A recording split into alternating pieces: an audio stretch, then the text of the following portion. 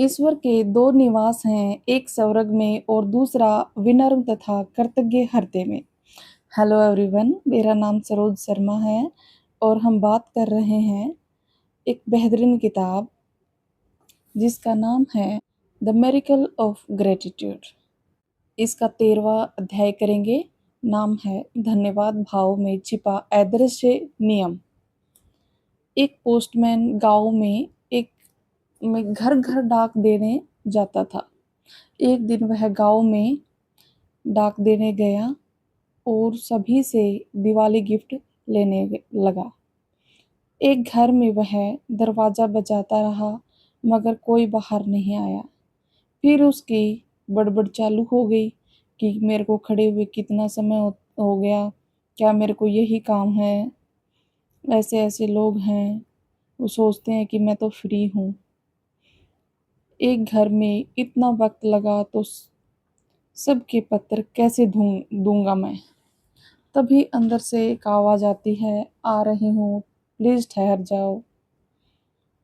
दरवाजा खुलते ही पोस्टमैन देखते हैं कि एक अपाहिज लड़की बैसाखी के सहारे चलकर बाहर आती है।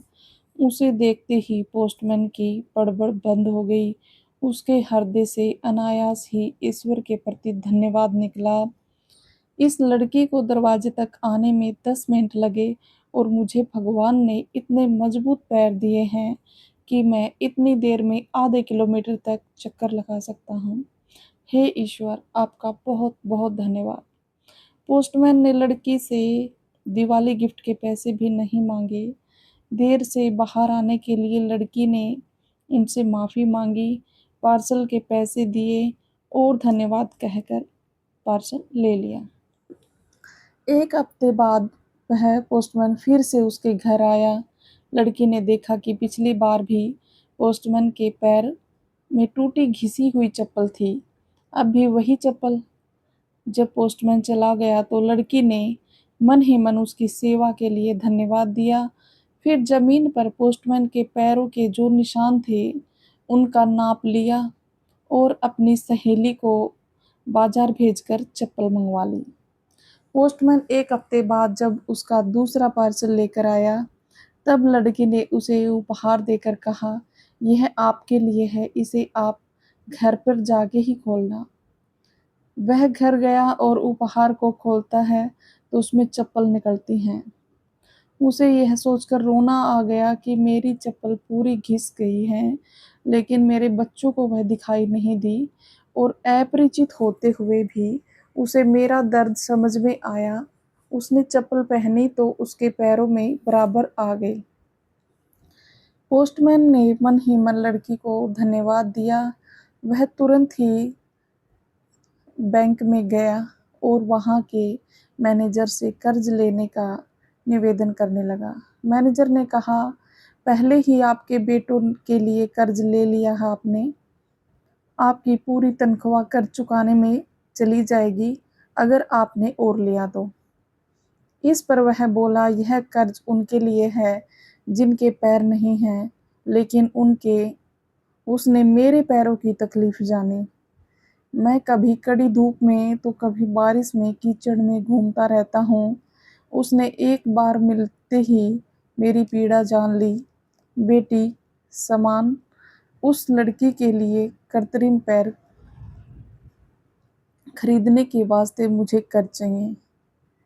बेटी समान जो लड़की है, छोटी लड़की, उसके लिए मुझे चाहिए। पोस्टमैन की बात मैनेजर के दिल को छू गई। उन्होंने कहा, नेक काम में देरी क्यों, आपको तुरंत ही कर्ज मिल सकता है। आपने मुझे इस नेक काम में सहयोगी बनाया है, इसके लिए आपका बहुत बहुत धन्यवाद। पोस्टमैन ने सुना था कि कृत्रिम पैर राजस्थान जयपुर में मिलते हैं। लड़की की उम्र, कद काठी के बारे में जानकारी लेकर उसने जयपुर फोन लगाया। कुछ दिनों में पोस्ट से कृत्रिम पैर आ गया। वे देने के लिए पोस्टमैन तुरंत लड़की के घर पहुंचा। कृत्रिम पैरों के सहारे वह चलने लगी। दोनों की आंखों से आनंदाश्रु बहने लगे, मतलब आंसू बहने लगे। धन्यवाद का भी धन्यवाद देने का यह अनुपम दृश्य था।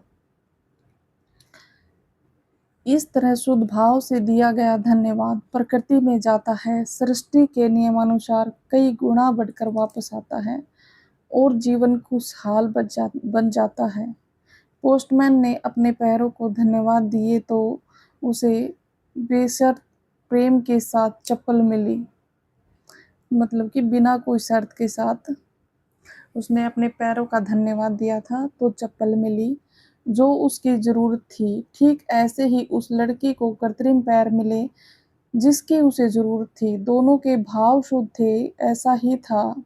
ऐसा नहीं था कि पोस्टमैन चप्पल मिलने के लिए धन्यवाद दे रहा था। वह तो जो मिला है उसके लिए ईश्वर के प्रति एहसानमंदी दिखा रहा था। हाँ, यह ज़रूर है कि एहसानमंदी के भाव में हम कुदरत के चमत्कार देखने के लिए साक्षी बन जाते हैं। जब धन्यवाद भाव जागता है, तब आपके अंदर ईश्वरीय गुण खुलने का, उसे द्विगुणित होने का मौका मिलता है।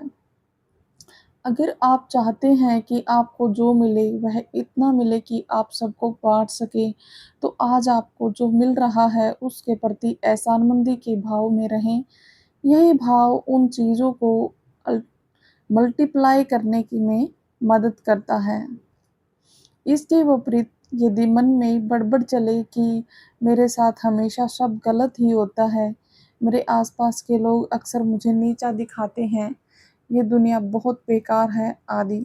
इस तरह की बयानबाजी करने से कुदरत भी अपना खेल दिखाकर तथास्तु कहने लगती है, यानी हम जो बड़बड़ करते हैं वही हमें लौटाती है। सरल भाषा में कहें तो जिस चीज़ पर फोकस ज़्यादा है वही चीज़ कुदरत परोस कर देती है।